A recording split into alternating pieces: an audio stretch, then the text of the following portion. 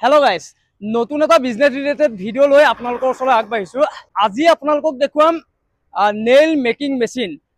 Actually গজাল বনোৱা machine কেনেকৈ গুজৰাটত নিৰ্মাণ কৰে আৰু এই মেচিন কিনি পেলাই আপোনালোকে বিজনেস কেনেকৈ কৰিব পাৰিব তেনেকুৱা ধৰণৰ এটা ভিডিঅ' লৈ পেলাই আপোনালোকৰ ওচৰলৈ আহিছো।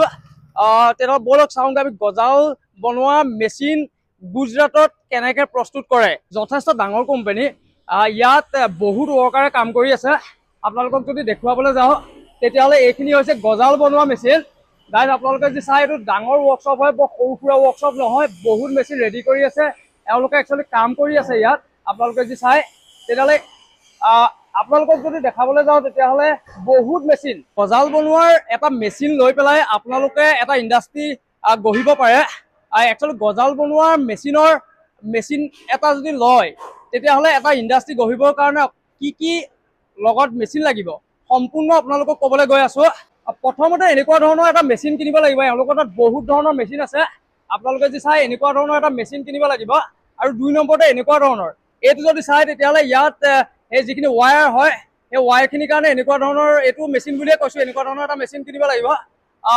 এইখিনি তাৰ পাছত যদি দেখাবলৈ যাওঁ এনেকুৱা ধৰণৰ এটা কাটিং মেচিন, এইটো যদি চাবলৈ যায় তেতিয়াহ'লে ইয়াত যিখিনি এইটো একচুৱেলি এনেকুৱা ধৰণৰ হয়। এই মেচিনটো লাগিব। এই মেচিনটো ডাইখিনি কাটে, মানে ধৰি লওক এইবোৰ তাৰ ৱাই কটা এইখিনি ডাই হয়, ডাই বুলি কয় এইটো।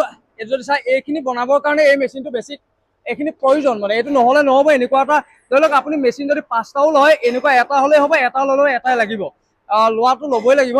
এইবোৰ একচুৱেলি তেওঁলোকৰ পেকিং হৈ আছে। আৰু এটা মেচিন আছে গাইজ, সেই মেচিনটো হৈছে পলিচিং মেচিন। মই সেইটো বেলেগ এটা ছাইডত আছে, মই সেইটো দেখুৱাবলৈ গৈ আছো। আৰু বাকীখিনি মই আপোনালোকক ইয়াত বুজাই দিবলৈ গৈ আছো। একচুৱেলি গজাল বনোৱা যদি মেচিন ল'বলৈ হয় তেতিয়াহ'লে অকল এটা মেচিনেই নহ'ব। এনেকুৱা নহয় যে এটা মেচিনেই নহ'ব বুলি কৈছো মতলব কৰিব নোৱাৰি, তেনেকুৱা ধৰণৰ নহয়। গজাল বনোৱা মেচিন বোৰ এনেকুৱা ধৰণৰ হয়। একচুৱেলি এটা এই যিটো গজাল বনোৱা মেচিন আপোনালোকে দেখিছে, এই মেচিনটোত ধৰি লওক আপোনালোকৰ 3টা 4টা চাইজ এইটোত বনি যাব।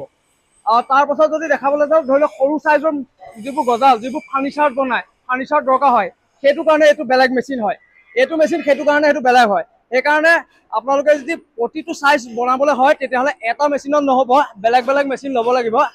আৰু যদি আপোনালোকে মোটামুটি যিখিনি আমাৰ যোৰহাট আসামত অসমত চলি আছে, মোটামুটি যিখিনি চলি আছে তেনেকুৱাকৈ যদি বিজনেছটো কৰিবলৈ যায় তেতিয়াহ'লে আপোনালোকে এটা মেচিন লৈও আপোনালোকে বিজনেছটো কৰিব পাৰে। কিন্তু আপোনালোকে যদি ভাবে যে প্ৰতিটো চাইজৰে মানে মেচিন মানে প্ৰডাকশ্যন কৰোঁ বুলি, তেতিয়াহ'লে প্ৰতিটো চাইজৰে বেলেগ বেলেগ মেচিন ল'ব লগা হয়। আপোনালোকক যদি দেখাবলৈ যাওঁ যথেষ্ট ডাঙৰ ইণ্ডাষ্ট্ৰি হয়। ইয়াত ওৱৰ্কাৰে এয়া কাম কৰি থকা দেখিছোঁ। এইবোৰ হৈছে নতুন মেচিন।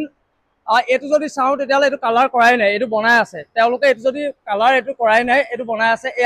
এইখিনি বনাইহে আছে। এয়া ওৱৰ্কাৰে এয়া কাম কৰি আছে।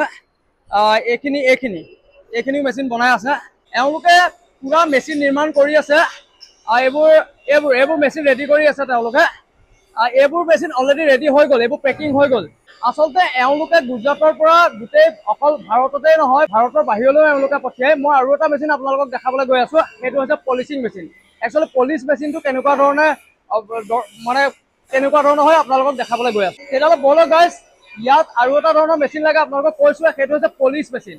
পলিচ মেচিনৰ কাৰণে আমি বেলেগ এটা বিভাগলৈ, বেলেগ এটা জেগালৈ যাব লাগিব। আমি গৈ আছো, ব'লক তেতিয়াহ'লে আপোনালোকক পলিচ মেচিন দেখাবলৈ। একচুৱেলি পলিচ মেচিনৰ এইটো বিভাগটো তেওঁলোকৰ বেলেগ হয়। ইয়াত যদি দেখাবলৈ যাওঁ ইয়াতো বিভিন্ন ধৰণৰ মেচিন আছে। আপোনালোকক যদি দেখাবলৈ যাওঁ তেতিয়াহ'লে এইটো হৈছে পলিচ মেচিন গাইজ। এইটো হৈছে 250 কেজি মেচিন। মই এইটো জুম কৰি দেখাই দিছো। এইটো যে 250 কেজি, 250 কেজিৰ মেচিন হয়। এইটোত পলিচ কৰে। নেইল মেকিং মেচিনত পলিচ মেচিনটো খুব জৰুৰী হয়। জৰুৰী এইটো কাৰণে হয় যে এই লোহাৰখিনিত যিটো মামৰ লাগি থাকে, সেই মামৰটো এই 1 ঘণ্টাৰ ভিতৰত এইবোৰ প্ৰায় 500 কেজি, এইটো 500 কেজি, মই যিটো আগত দেখাই আহিলো এইটো হৈছে 250 কেজি। 500 কেজি নেইল মানে গজাল 1 ঘণ্টাত 500 কেজি গজাল 1 ঘণ্টাত একদম পুৰা চাফা কৰি পেলাই ষ্টিলৰ নিচিনা দেখুৱাই দিব। সেইটো কাৰণে খুব জৰুৰী হয় এই মেচিনটো। এইটো হৈছে 500 কেজি গাইজ, এইটো হৈছে 500 কেজি। ইয়াততো ঘূৰি থাকিব, এইটো হৈছে মেচিন। ইয়াত একচুৱেলি এই মেচিনবোৰ ইলেক্ট্ৰিকেল হয়। এই মেচিনবোৰ একচুৱেলি 3 ফেজ কাৰেণ্ট লাগিব বা ছিংগল ফেজতো একচুৱেলি ল'ব পাৰি।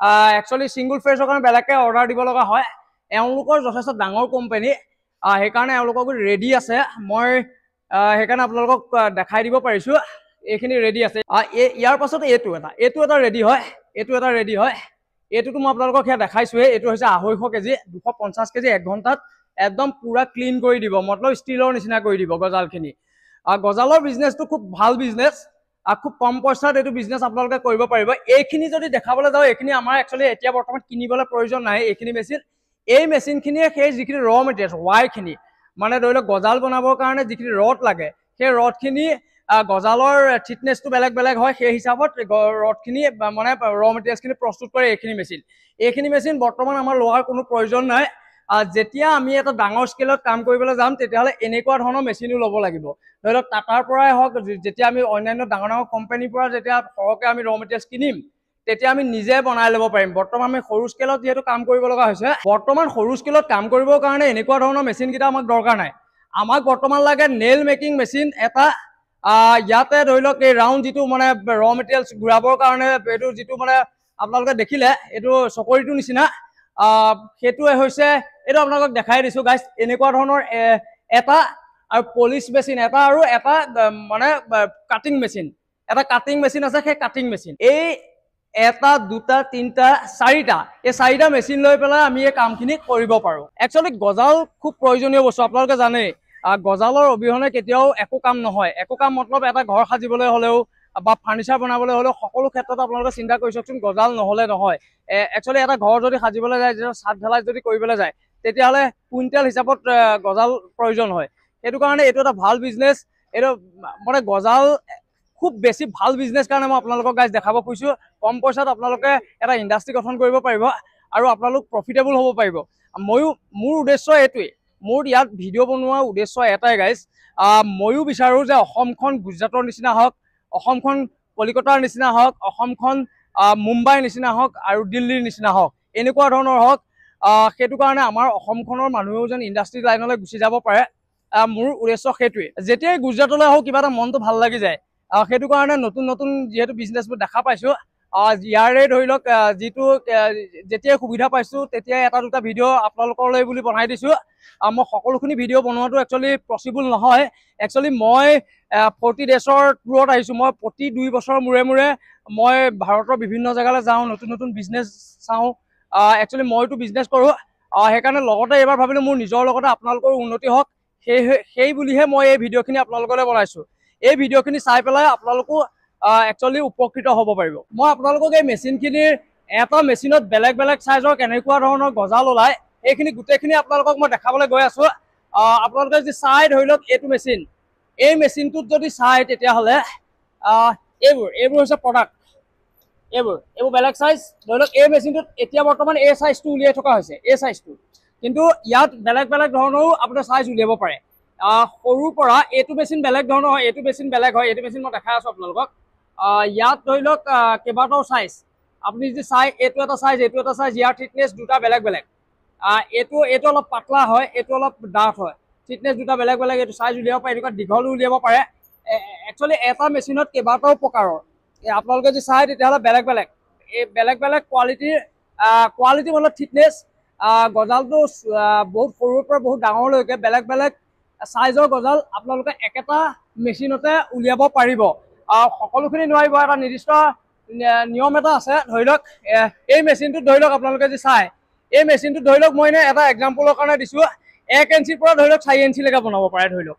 আকৌ ধৰি লওক তাতকৈ যদি ওপৰলৈ যায় বা তেতিয়াহ'লে বেলেগ বাকী এনেকুৱা ধৰণৰ যিখিনি পিন হয় আপোনালোকে যদি ধৰিব পাৰিছে এইবাৰ ভালকৈ চাওক এইটো এনেকুৱা ধৰণৰ যিখিনি ফাৰ্নিচাৰত দৰকাৰ হয় এনেকুৱা ধৰণৰ কাৰণে ধৰি লওক এইটো মেচিন হয় এই মেচিনটোত ধৰি লওক এনেকুৱা ধৰণৰ ওলায় এইটো মেচিন সম্পূৰ্ণ বেলেগ যেনেকৈ এনেকুৱা ধৰণৰ মেচিনখিনি অলপ সৰু সৰু মেচিন দেখিছে আপোনালোকক যদি মই দেখুৱাবলৈ যাওঁ তেতিয়াহ'লে এইটো ছাইডত বহুত ডাঙৰ মেচিন বনি আছে গাইজ এইটো বহুত ডাঙৰ মেচিন এইটো ৰং কৰাই নাই এইটো ছাইডত সৰু মেচিন বনি আছে এইটো সৰু মেচিন কিন্তু আপোনালোকে যদি চাবলৈ যায় তেতিয়াহ'লে এইটো সৰু মেচিন এইটো ডাঙৰ মেচিন এইটো একেটা ছেম এইটো ফিনিচিং হৈ আছে গাইজ এইটো একদম লগভগ হৈ গ'ল এইটো এতিয়া পঠিয়াব পৰা হৈ গ'ল তেওঁলোকে এইটো এটা হৈছে এইটো খুব জৰুৰী এইটো ধৰি লওক এইটো পেকিং হৈ গ'ল এইটো হৈছে কাটিং মেচিন আপোনালোকক আৰু এইটো চাইডেও আপোনালোকক দেখাব খুজিছোঁ এইফালে যদি চাই তেতিয়াহ'লে সেইটো হৈছে পলিচিং মেচিন।